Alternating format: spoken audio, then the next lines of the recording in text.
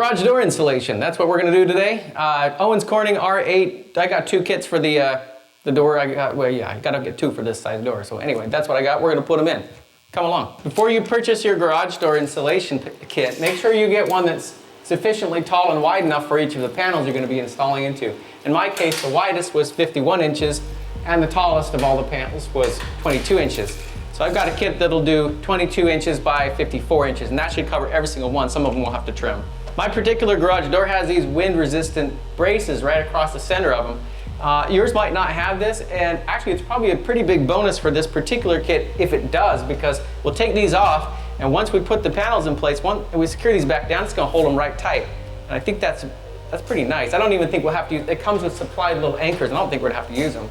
But anyway, we'll get it going in here and put it together, we'll figure it out. Don't forget to lock or unplug your garage door opener, or maybe both.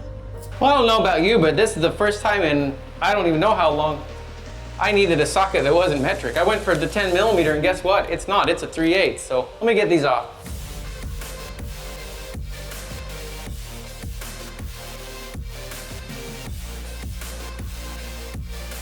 In my case, I gotta take this thing apart because I gotta get this brace off. So pull the cotter pin out, push the pin, and this thing swings away. I went ahead and measured all the panels and came up with this grid. So this will be pretty straightforward when I go to cut my slices and put it all together. So let me get on that. Well, my biggest panel is the top right one, 22 by 51. If I measure this, it's exactly 22 and looks like about 52. I think that's a pretty good, we want a little bit extra each direction so we can have a nice good squish. In 22, I can't get any more than that, but I can definitely leave an extra inch or 2 on the 51. Let me put that in, we'll see what happens.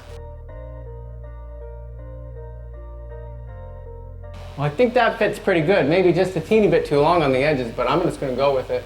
We'll keep going on, we're moving on and cut the ones we gotta cut and see how fast we can get this done. 22 by 46, let's measure that one out. 22 by 46. We'll go with 47 inches.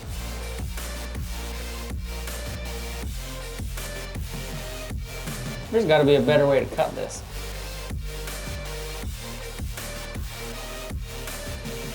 Well, I figured out this is a way better way to cut everything.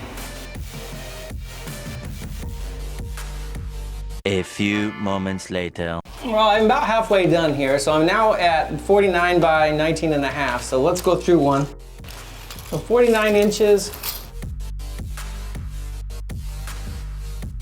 We're gonna go about 1 inch over that for the extra spacing. We'll do 50 inches right there. 50 inches. And 19 and a half. I've been having pretty good luck so far with about 20 inches on the width. They seem to fit better. I tried 21 or 20 and a half and it was just a little too much. So here we go, 20.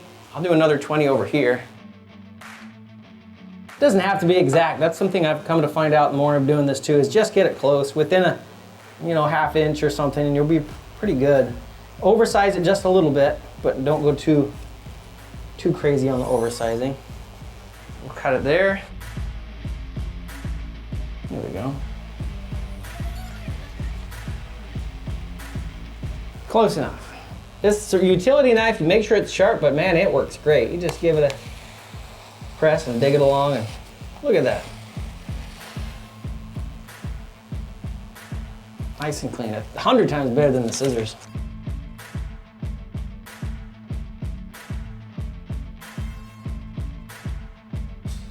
There we go. Well, first we'll tuck it in on the left side. This side will go in like that. Shove it up all the way to the back. And then up into the top.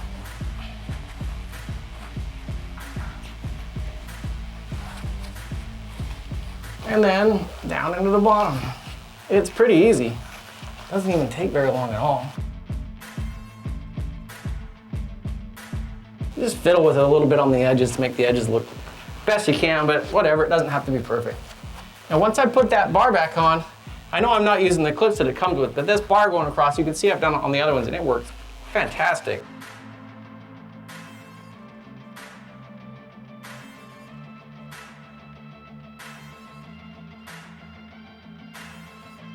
It's all done. Kind of. Now I need to check the balance of the door springs because we added some extra weight. Pull your release lever, which I already did. Lift, and it should hover, but it doesn't. It wants to fall back down, which means we need to put a little bit more tension on the springs. Let's do that. We gotta hold the garage door spring firmly with the torsion bar and release the jam nuts. That one's loose. And that one's loose. Okay, these are loose, and now the tension's on. You have to be real careful at this point because this spring has released all of its tension onto my arm here.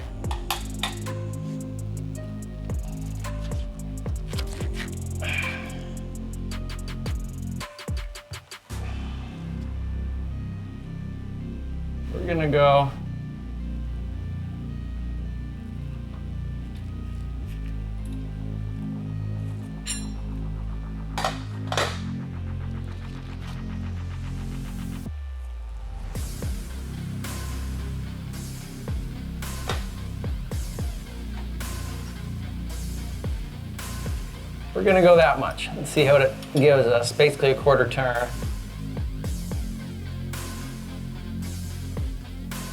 Nice and tight.